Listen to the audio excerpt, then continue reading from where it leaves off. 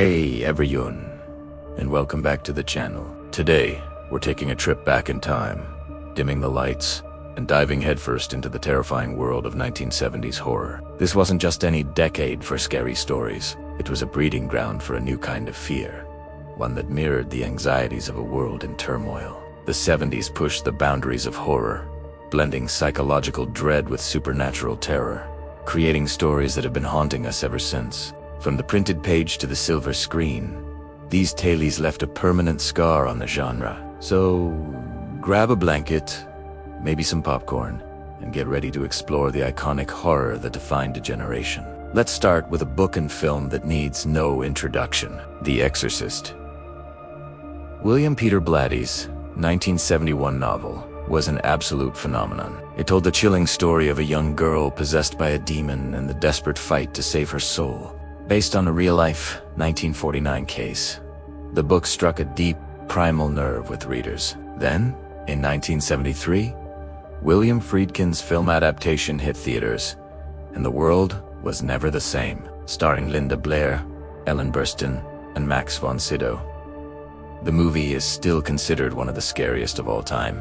Its unflinching portrayal of possession, combined with revolutionary special effects and a score that could curdle your blood, created an atmosphere of pure, unadulterated terror that many believe has yet to be surpassed. Just a year later, in 1974, a new voice emerged that would change horror forever. Stephen King's debut novel, Carrie, introduced us to one of the genre's most unforgettable and tragic figures. The story of a tormented high school girl with telekinetic powers who unleashes hell on her bullies, perfectly captured the anxieties of adolescence and social isolation. 2 years later, Brian De Palma's 1976 film adaptation, with Sissy Spacek in the title role, brought King's raw vision to life with brutal intensity. That infamous prom scene, drenched in blood and chaos, is burned into our collective memory.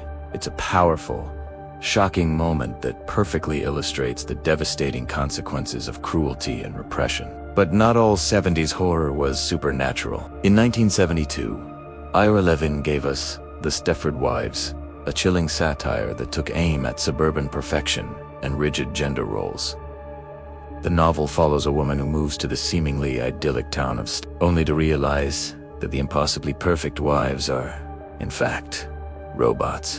The 1975 film, starring Catherine Ross, perfectly captured the book's creeping unease and its sharp critique of societal expectations. The phrase Stepford wife became a part of our language, a permanent shorthand for the horrifying loss of individuality and free will. It proved that horror could be found not just in monsters, but in the quiet, smiling conformity of our own neighborhoods. Stephen King wasn't done with the 70s, not by a long shot. In 1975, he published Salem's Lot, a masterpiece that breathed new, terrifying life into the vampire genre. The story follows a writer returning to his small hometown, only to discover that a new evil has taken root, turning his old neighbors into creatures of the night. King's genius was in blending classic, small-town Americana with creeping, supernatural horror. You felt like this could happen in Astris.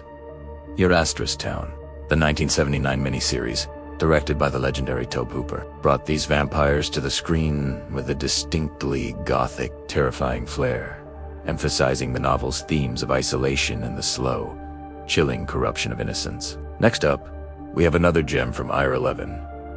His 1976 novel, The Boys from Brazil, is a masterful blend of science fiction, historical thriller, and pure horror. The plot is as brilliant as it is disturbing.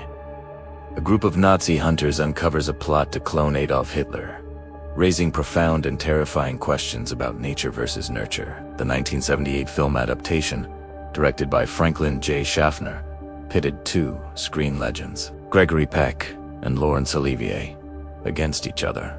The movie perfectly captures the novel's relentless tension and its provocative exploration of morality, identity, and the potential for evil to be reborn. It's a high-concept thriller that gets under your skin and stays there. If you thought parenting was tough, 1976 had a story for you. The Omen, written by David Seltzer, introduced the world to the ultimate problem child, the Antichrist.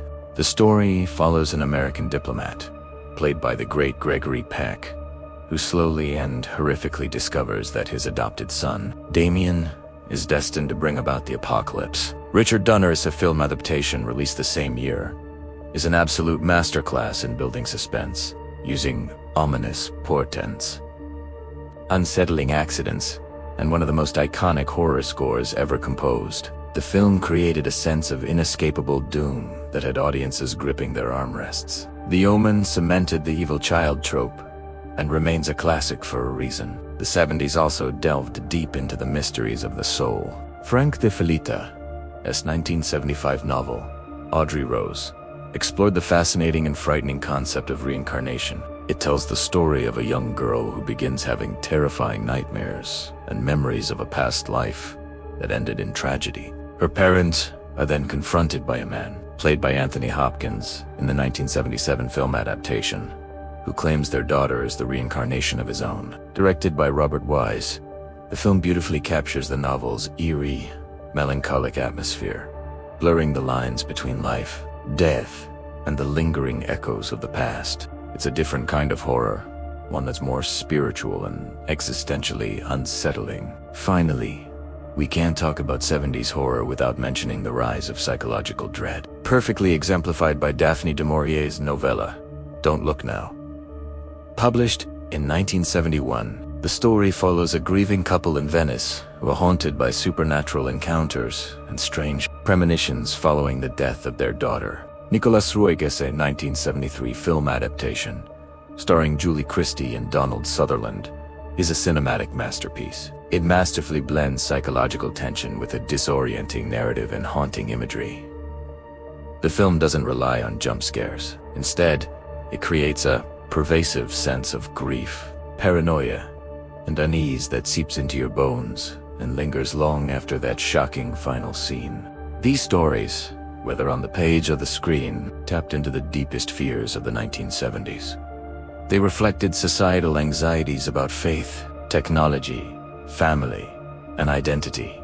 Pushing the boundaries of what horror could be, they blended visceral terror with profound psychological depth, creating timeless classics that still hold up today. The 1970s may be long gone, but the fear they inspired is as potent as ever. So, which of these 70s horror titans is your favorite? Let me know down in the comments. Thanks so much for watching. If you enjoyed this trip into terror, don't forget to hit that like button and subscribe for more deep dives into the world of horror. See you next time.